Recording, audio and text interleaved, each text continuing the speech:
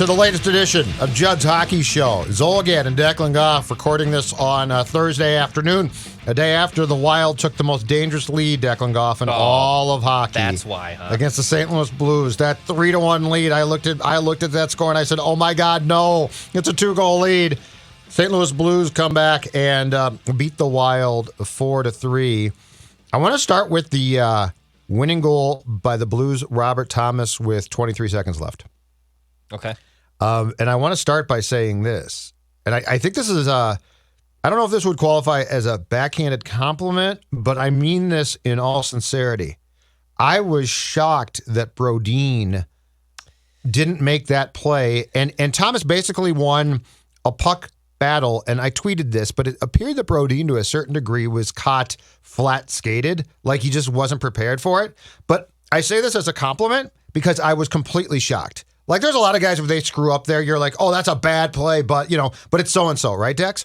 But Brodin screws up so rarely, like, bad, that I watched that play, and I'm like, oh, my God, that was Brodin.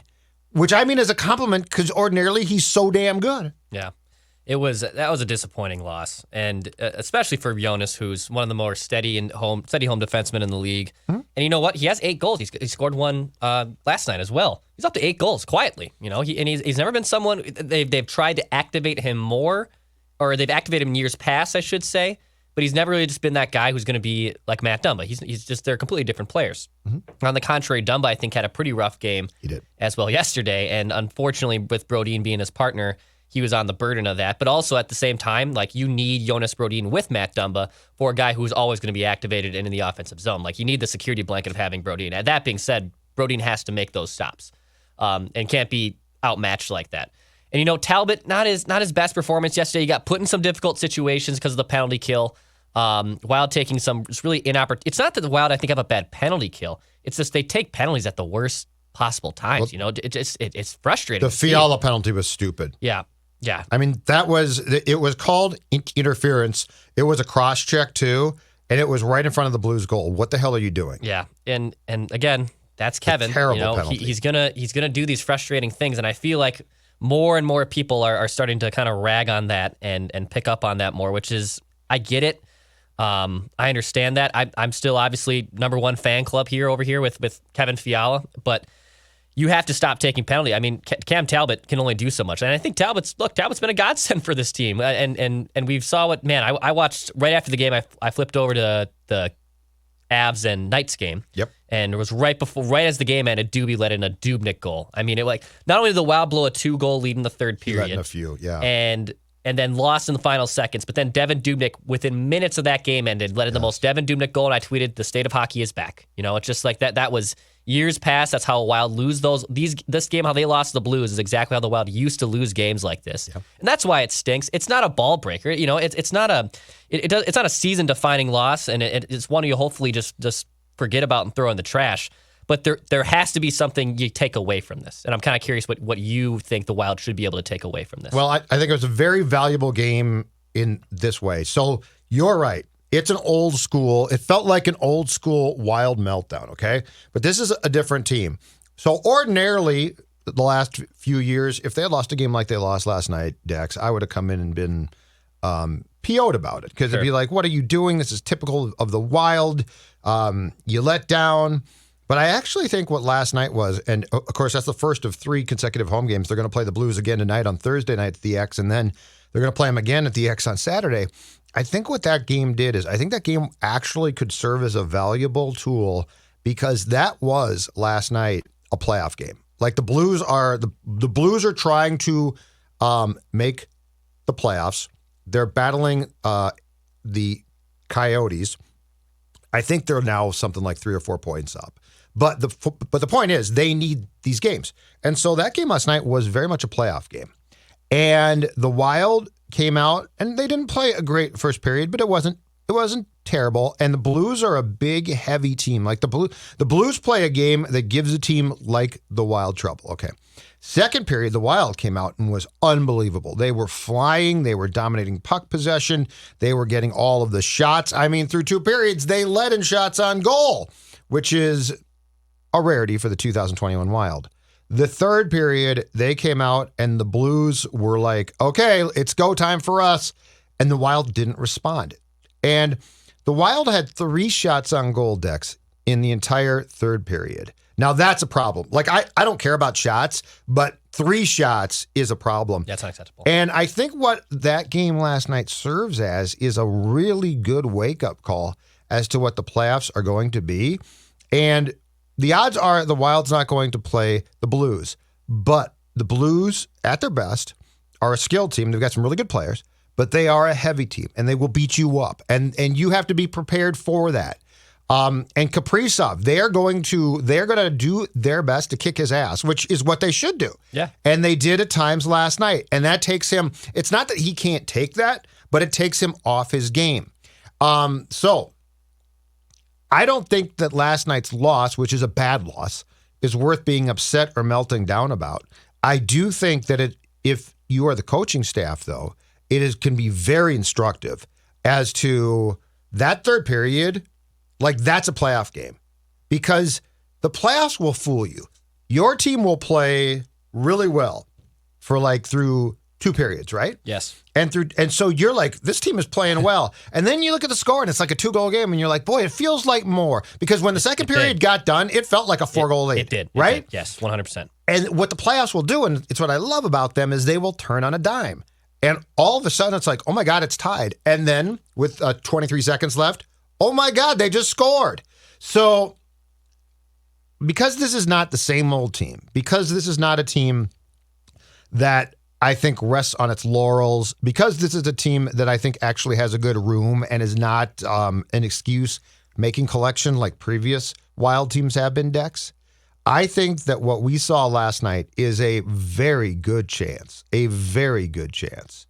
to stop, watch that game and say, what do we need to hone and improve on? Because what we did in that game is how you get eliminated in a playoff series. And my last point is this.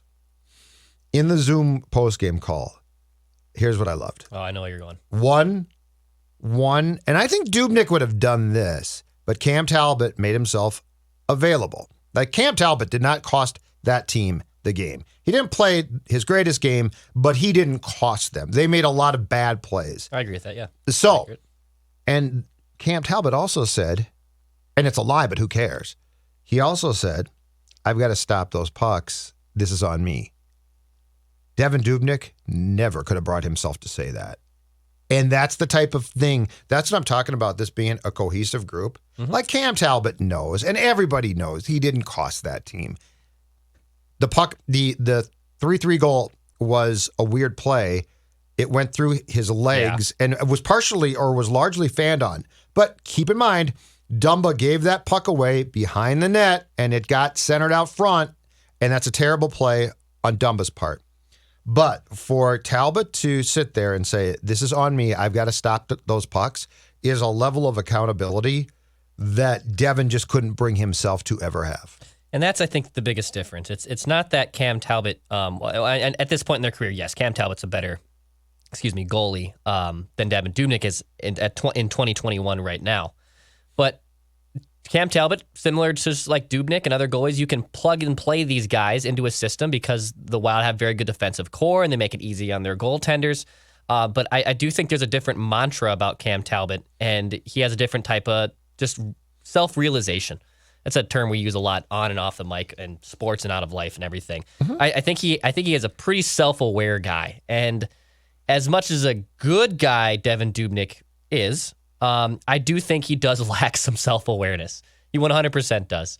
I actually thought you were going to go with the Marcus Foligno route because I know Foligno was pretty candid too. Oh, he was great too, yeah. But at the same time, that's Marcus. That's who he is. I believe. Yeah. What doesn't matter if we have this X or this A or this C on our sweater, like that is unacceptable, and that is a bad loss. Mm-hmm. To your point, on Kaprizov getting shut down and just the team, you getting fooled in a game like this because, yes, the Wild were out shooting them. It felt like a bigger score than it was after 2 periods. I had that same thought too.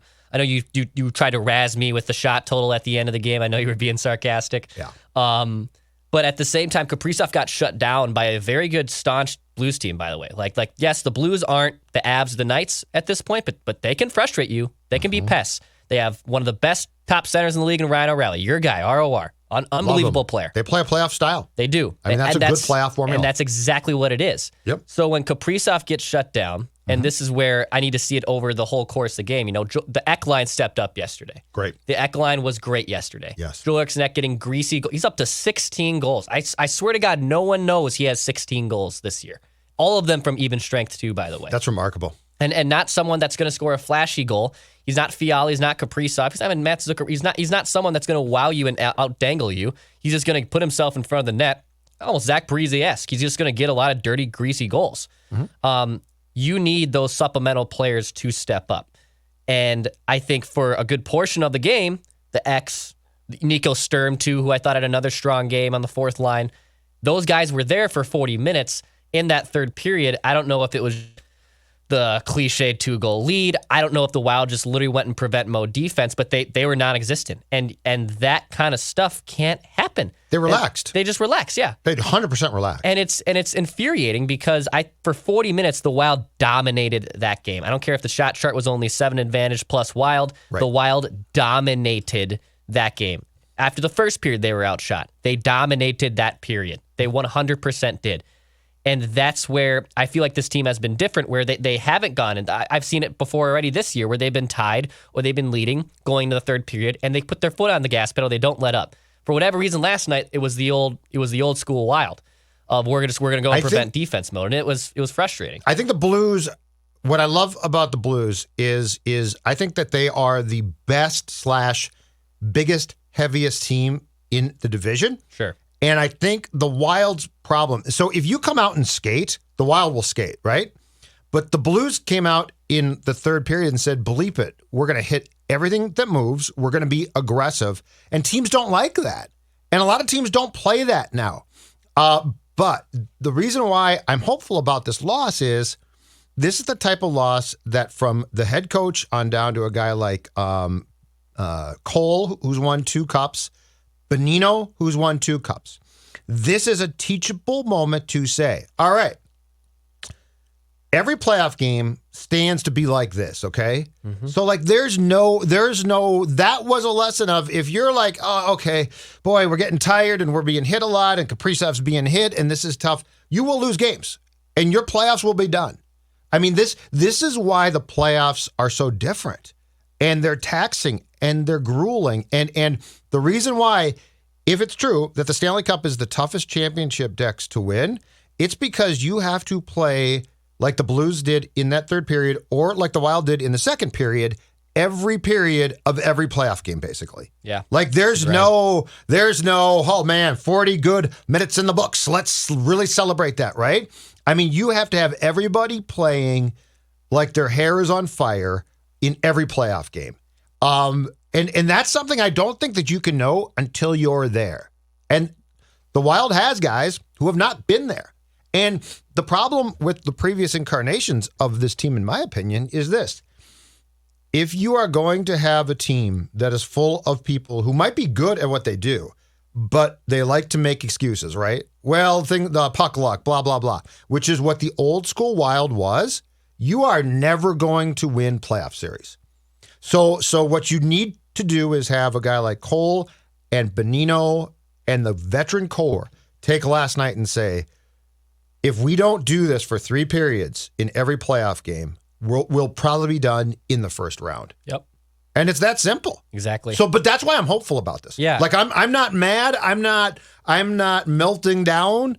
I actually think this could be an incredibly valuable loss. I think it could be a more valuable defeat than a win in some ways if the message now gets across. I hear what you're saying. And yeah, and by the way, it's okay to be frustrated by a performance like that because that was a game you should have won. You were dominating for the majority of the game and you figured out a way to blow it. Also, doesn't help that the Wild would have won. They would have leapfrogged into second place in the West. Because right now the Wild, even as we record this right now, Colorado has a game in hand, but they're only a 1 point up on Minnesota and by the way, that's for home ice basically. And if the Wild have home ice against Colorado, big deal. And depending on who's playing goal for Colorado, I mean, if anything happens with Grubauer, my opinion of the Avalanche, does a 180. So do you think that they're just honestly just like giving Grubauer rest? Like, because they're starting to play Dubnyk a little bit No, more. I think he was. My guess is he legit had COVID. Oh, Grubauer. Yes, so he's not back. The Avalanche very much to me look like a team that this ran through, and I don't think you bounce back. Now that does not mean in a month that it won't be drastically changed, and they might be completely back. But they shut down for a while, Declan, and if you watch them now, they're not the same team.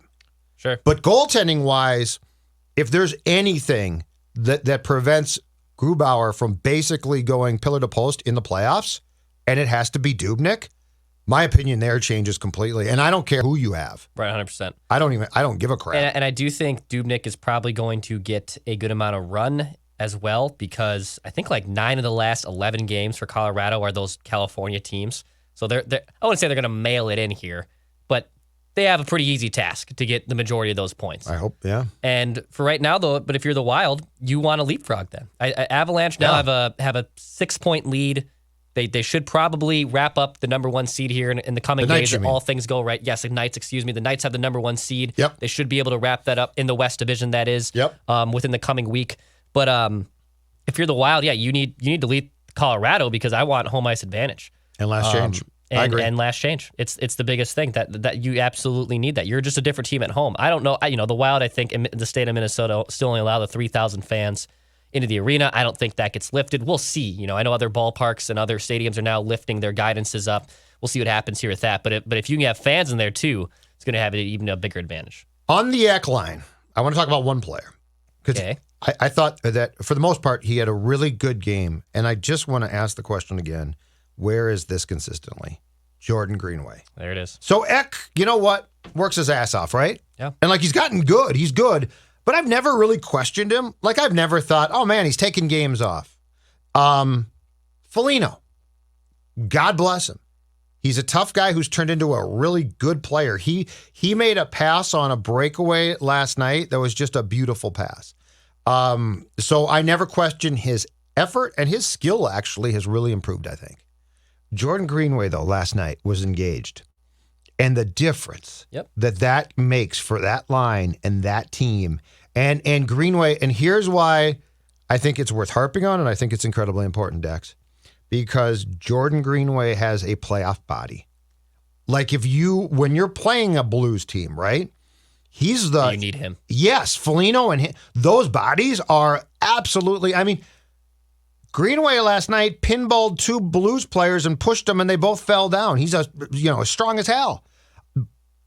It is absolutely one of the most important things is that in the playoffs, you consistently get that type of performance, because he's got some skill too. He's a good player when he applies himself. Yeah. The Wild need him to apply himself in the playoffs, I think, if they want to make a run. This is Greenway. He started off the season very strong. He had a bunch of points in the first dozen games, tallied off there for the next dozen games. And in the last 6 now, 6 points, 1 goal, 5 assists. He's playing a ton. He's playing 15 minutes a night. He's playing almost 2 minutes more than he has in his entire career this season. So they're asking a lot from him. And I think for the most part, he has delivered and has taken a step up in his game. The conundrum is can you get that player consistently? Because we've seen Charlie Coyle take steps up in periods of the season before, but could he ever string together the projection of what we wanted to see? Now, I'll say just flat out, I think Jordan Greenway already has a better track record to be better player than Charlie Coyle was. I do think so. I think Charlie Coyle's a nice player, but he just never materialized into what fans and what scouts and what we all wanted him to be. I think Jordan Greenway is a nice player. He might be the guy you lose in the expansion draft, by the way. He might be someone you lose. But in general, with him and Foligno and Eck, that line, if they play Colorado or they play Vegas, they will be tasked with shutting down that top line. It's going to be imperative. And I tweeted at you last night that I'm honestly now more curious about them playing Colorado, because I want to see if they can frustrate that top line in McKinnon. Because I really do think if you frustrate that line enough, it's game on. The Wild can absolutely win that series if you shut down that line. Yeah. It's still not a given the Wild walk away. Well, it depends on who's between the pipes. True. And for Colorado, that's their biggest bugaboo. They're just vulnerable in net right now. Yes, but they are. I'm curious what Eck, Greenway, and Foligno, with their size, with their grit, and with their just ways to score goals. Like, I wanted Joel Eriksson to take a step up this year. He has. Marcus Foligno, for God's sakes, is now all of a sudden turned into a goal-scoring machine. Another guy, too, that isn't going to wow you with his skill, but he puts himself in the right positioning night in and night out, and he's going to do great things. So, yes, that line is probably the most important line for the Wild going into a playoff series because they're going to have the toughest assignment of any of the four. When does Sturm get moved up? It's got to be close, Judd. When does Sturm get moved up? I know. No, Eck took a hit last night, and I think there was concern about a concussion. He said post-game he was fine. I don't know if that's the case or not, but it looks like got sent to the quiet room. They evaluated him. I think he came back. I hope he's fine. But that being said, at some point in time here, Sturm has to be moved up. He has to be moved up somewhere. We're recording this obviously on Thursday afternoon, and by the time a lot of people see this or post this, will be watching and/or have already watched the Wild's Thursday night tilt against the Blues. But I know Nick Bjugstad could possibly come back into the lineup tonight with all these injuries. God! But to answer the Sturm question, you do it now. You just do it now. Like honestly, move him up. Rask again, just a. There was that first rush, I think it was second or third shift of the first period. Kaprizov's drawing a crap ton of attention in neutral zone. He feeds Rask. You need Rask is doing it the best he possibly can, going up untouched, and he just puts one on his belt. Like Victor Rask isn't gonna, even when he's put in a good position, isn't gonna beat you. Even when he's in the circle all alone. You have to figure out a way to get Sturm up. Sturm had a great feed to Parise in that first period. You can see honestly, a different skill set there with Nico Sturm, and it's worth exploring. And I know some people could say, well, Parise is playing very well right now, and I don't want to mess that up. No, I want to maximize the first line. I don't care that Zach Parise is now comfortable in playing better. Put Rask down, or put Bjugstad with Parise. Scratch Victor Rask. We don't have to have Rask in the lineup. You're right, though. You don't have to have him in the lineup. Who comes out? I would scratch Somebody's Rask. Come out. I would scratch Rask and I'd plug and play Bjugstad. And put Bjugstad on the fourth line with Parise and it's not Hartman, but whoever's on the flank side of those two. That's what I would do. Bonino's on the right wing side. I put Bonino on the right side. And I think I think the concern on Sturm is the fact that there's a perception that Rask is more responsible defensively for his chores than Sturm, which is probably true because he's a vet. I guess. But again, I'll go back to this. If you're playing the Avs, you've got to combat speed with speed in some places, and Sturm has that. And Sturm, Parise, and Bonino, it's been a nice line, and they work hard, but Sturm doesn't fit with them as far as his speed, which is upper echelon, and Rask doesn't fit. And this is the problem. So the issue, and Fiala's been fighting this all year long, and Kaprizov's so good, he hasn't been, but he will be in the playoffs because things will change. The problem is this, Dex, and this is why I think you need to experiment and just see what you can do until reinforcements actually arrive next season. When we saw what we saw last night with Kaprizov, okay, all the attention goes to him. And Victor Rask can't help that at all. Like, there's nothing he can do to help him. And I say this has been the problem all year long with Fiala because we've discussed this. But what's one of the main problems for Kevin? He doesn't have a center. Like, he doesn't have anyone to help him. So if they're playing the Kings or something right now, he's probably going to be fine because they're just not that damn good. Or the Sharks, or certainly the Ducks, right? But when you're playing playoff games, playoff teams that have scouted you and know your every move and know how to shut you down, you need someone to help you out. You can't make plays by yourself. And this is why I go to Victor Rask. I think in the playoffs on that first line, it's useless and actually is going to hurt Kaprizov, where I've got to take a chance and get him somebody who can facilitate for him to be, because right now, the problem against good teams with that line is this. I know exactly what Rask can and can't do, and he can't do a lot of things, okay? He might be defensively responsible, but Dex, in the offensive zone, there's no skill set there, right? Yep. Okay. Yep. Zuccarello, who I actually think has had a nice year. Yes. I'm off the bashing Matt's bandwagon, okay? He's fine. I know he's not going to shoot, though. So I know he's going to try and pass too much. So I know what he's going to do.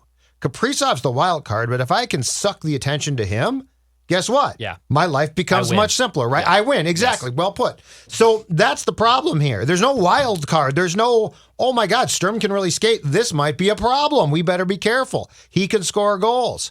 Like that line, and Zuccarello did it last night again. He had like 3 chances to shoot. He won't shoot. He's just going to pass the puck. That line is one guy that can score, and so I'm going to suck all the attention to him. Oh my God, Rask shot. He did it last night. Put it right in Binnington's breadbasket. That's that's him. What I think too with Fiala specifically, I know we just went on a Kaprizov soapbox there, and rightfully so. Soapbox. It's just how it is. Yeah, no, it is. It is. It's just what it is. We should, as much as we want Nico Sturm up there, I feel like with Fiala and his penalties, it feels like he's just trying to do too much. He's trying to do too much right now, and it's causing him to take dumb penalties. It's causing him. He wants to score and he wants to make the big play so bad, and he wants to make a sexy play that he can end up costing and hurting his team. With Kaprizov, if you shut him down, I know Matt's although talented is not going to shoot. Victor Rask is just a body in skates right now, and that's who he is. He's just a guy with skates on. It all of a sudden, then you lose if you shut down Kaprizov. That is the mission accomplished. If you're an opponent, just shut down Kaprizov. Yeah, that's going to be the playoff mission of every team. Make Victor Rask and Matt Zuccarello beat you. And unfortunately, I think actually if Mattsy shot the puck more, then this is a different conversation. But he's just not going to do that. Yeah. And Kaprizov, and this is where again we'll pump our chests here a little bit. I have no problem doing it. Mm-hmm. At the beginning of the year when Kaprizov was playing well and he wasn't shooting a lot, we said, Kaprizov, shoot more, shoot more. And that's what he's been shooting more. He's been shooting a lot more. The goal, even wrapping around the other night against the Coyotes, that was him saying, no, screw this. I could center this puck.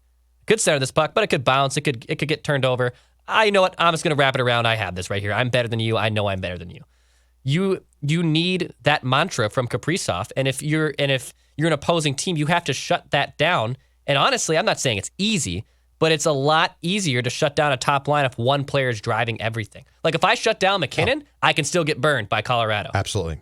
And anything else. Like if I shut down one of those wings, McKinnon's going to burn me. Yeah, because you don't have to account for Rask at all. Right. He doesn't need to be accounted for. He is no worry. And with Matts, he has to be accounted for, but he's probably not going to shoot. So now it's one guy. And guess what I'm going to do? I'm going to put 2 guys on him, and I'm going to beat him up. And I'm going to and the thing about him is I don't think that Kaprizov will get beat up and go away. Like he'll keep trying and he'll keep working.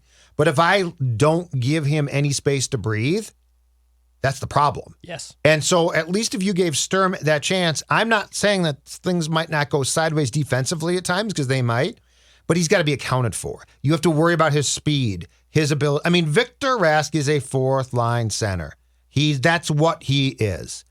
And he is a scratchable center. Like he's a scratchable player. You're right.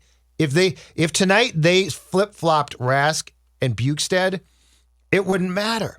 So, last thing for you. Mm-hmm. Okay. End of the second period last night. I'm not sure how much of this they showed on NBC Sports Network. God rest its soul. But so Carson Soucy made a play around his own net. And the Blues, by that point in time, down, I think it was 3-1, were frustrated. And a player essentially pushed Soucy into his own net and sort of a dust-up started. I mean, it's the ordinary horn sounds and, you get your hockey stuff.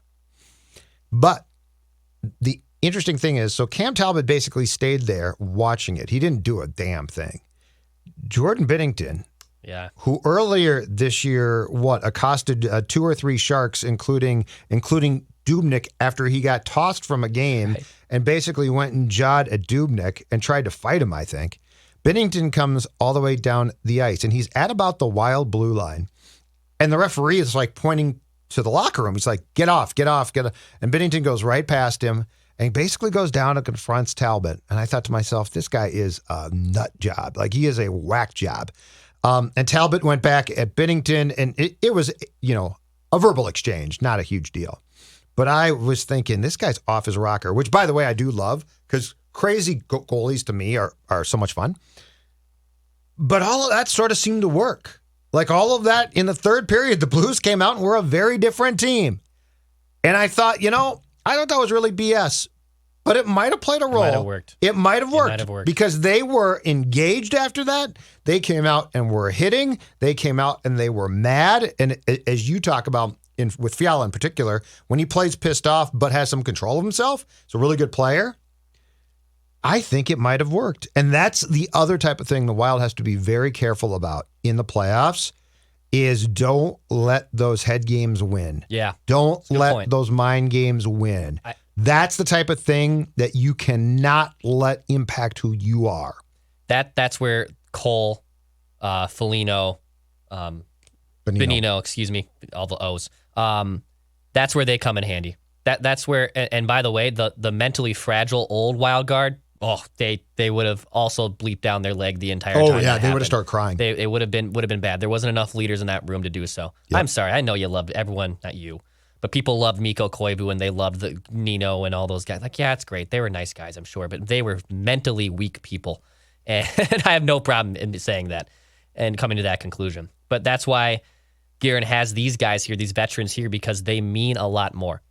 They mean Ryan Hartman. My God, the guy takes. I swear to God, he goes down to the locker room once game. And by the way, I'm not faulting him because he's not. He does tough. too. That guy takes a beating night in and night out. He blocked that shot with his skate last night, and he crawled to the bench. I know. And he is not. No, he's not a. Yeah. There is no questioning his toughness. My God. But you're right. Nobody gets beat up more. Jesus. And my guess is he's not fine. Yeah. Like, it's not like, I'm back, I'm fine. My guess is... he was crawling. Yeah. He was crawling to the bench. My guess is he says, tape it up and I'll keep going. Exactly. So, yes. But that did sort of work. The Binnington stuff. You got to be careful. I know a lot of classic hockey people might say, what a punk. You know what? It might have worked for him. And also, you know what? I want the guy that gets pissed off. I don't like Jordan Binnington necessarily I'm trying to understand where he is as an actual goaltender. If he's in the elite tier, but also goalies are just insane. Yes. He's old school nuts. Are a little clinically. Well, you've got to be, but the old school guys were, and this guy is. Yeah. So he's off his rocker. It might have worked for them. So at that point, good for you, St. Louis. You frustrated the Wild, and you came back and won. And by the way, that's a team that can come back and win.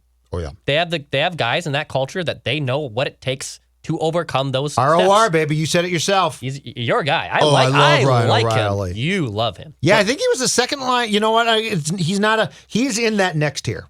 Yeah. He's not an elite But tier. my God, is he good. Yes, he's very good. All right, say your thing. Pass, shoot, score.